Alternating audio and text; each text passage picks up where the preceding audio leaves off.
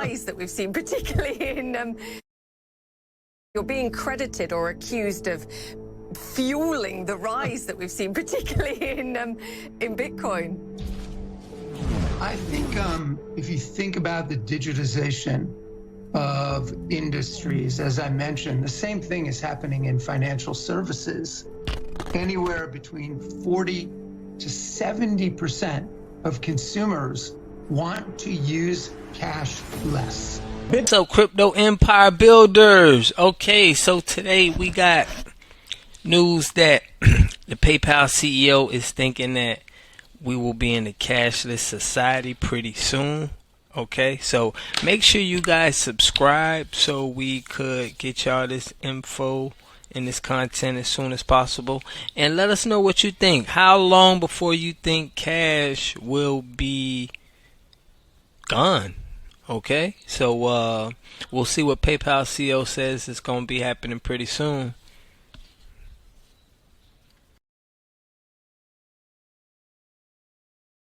Bitcoin is exciting because it shows how cheap it can be. Bitcoin is better than currency in that you don't have to be physically in the same place. And of course, for large transactions, currency can get pretty inconvenient. Paper money is slowly but surely going away.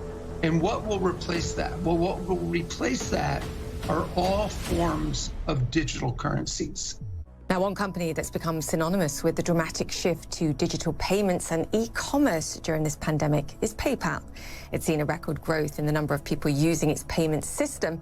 The company's also been helping small businesses throughout the pandemic too. It's distributed loans and grants as part of the Paycheck Protection Program here in the United States and beyond.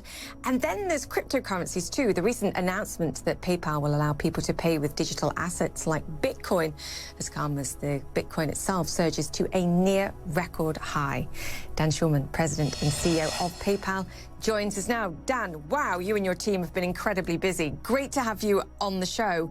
I think from your latest results, the stat that stood out to me, more than 10% of your merchants today have joined PayPal just in the last 6 months alone. You've seen incredible growth. We've seen almost 35 million new consumers and merchants join our platform in the last 6 months. But if you think about it, Julia, the entire world is moving towards digital. It's not an exaggeration to say that we've seen an acceleration of anywhere between 3 and 5 years in the penetration of online commerce in perhaps the last 3 to 6 months. And so the entire world is moving towards online. People are uncomfortable going into stores and they're gravitating towards online. I think that's going to obviously play out in this year's holiday shopping season as well. It's quite fascinating what you say about the sort of acceleration that we've seen and the time that we've skipped as a result of the pandemic. Has this resulted in the United States playing catch up to some degree? I mean, the e-payment system's far more developed in Asia compared to what we have in the United States. Well, I think if you look around the world, and PayPal operates in about 200 countries around the world, you see different regions of the world are at different places. In fact, some developing countries have leapfrogged a whole generation of financial services. They've gone straight to using their mobile phones as a payment system as opposed to using debit or credit cards. And so depending on where you are in the world, digital payments have developed in different ways. But I would say right now, across the world, without question, there's an explosion of digital payments. Volume on our platform has reached all-time highs. Last quarter, our volume was almost $250 billion, and we grew that volume at 36%. And so you can clearly see that the number of people who are now shopping online has gone up tremendously. In fact, this holiday season, the predictions are that people between 18 years old and 55 years old, that 75% of them will spend all or at least half of their shopping online. And that's a tremendous movement from people going in-store to now shopping online. I mean, these are incredible numbers, Dan. You know, I've spent most of the show talking about vaccines and when we'll get to herd immunity in the United States and beyond. Do you think those kind of numbers are sustainable once we get into a sort of post-COVID or a greater vaccinated world? Or will our behavior revert back perhaps to some degree to what it was before?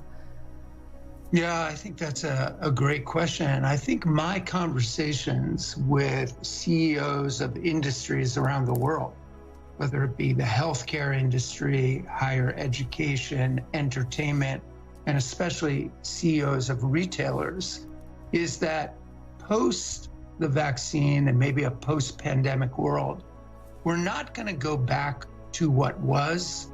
We'll kind of leapfrog into a new normal. And that new normal will take advantage of all the things that we've learned in the past 6 to 12 months. It's interesting, the pandemic basically accelerated trends that were already occurring, but it fast forwarded them rapidly. And so the rise of digital payments, the rise of using your smartphone to pay for things, not just online, but also when you're in the store, makes a ton of sense because there's a lot more value added to both consumers and merchants when that happens. And so I think what you're going to see is people taking the best of what occurred during the pandemic in terms of using technology, and then combine it with now a post-pandemic world where we can be out more in the world, and that blurring of online and offline will continue to accelerate. I mean, I could keep you talking about this for the next half an hour, but I want to change topics now and talk about, and it's actually very much tied to this, what we've seen in cryptocurrencies as well, in your announcement that you'll allow account holders to use digital assets like Bitcoin, for example, to make payments. Just talk to me about the kind of volumes that you're seeing, because you're being credited or accused of fueling the rise that we've seen, particularly in Bitcoin. But other digital assets too, I have to say. Yeah, I think if you think about the digitization of industries, as I mentioned, the same thing is happening in financial services. Anywhere between 40 to 70% of consumers want to use cash less. They want to move to forms of digital payment. So think about that. Paper money is slowly but surely going away. And what will replace that? Well, what will replace that are all forms of digital currencies. Those digital currencies could be any one of a number of cryptocurrencies, including Bitcoin, Ethereum, and others.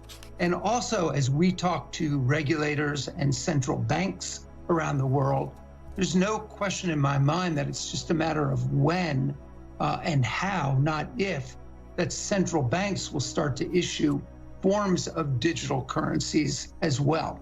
And so our move into the space of accepting digital currencies is basically understanding those trends and trying to position ourselves to help shape that future where both central banks will be more digital currency players, as well as forms of cryptocurrencies will move from being just asset classes that you can invest in, but actually can increase their utility by utilizing that cryptocurrency as a funding instrument to do everyday commerce. And I think once we bolster that utility, you'll start to see more stabilization of these different cryptocurrencies and a slow increase in value over time. Of course, today there's still investments and they can go up or down, but our move into the crypto space, working hand in hand with regulators, was to bolster the utility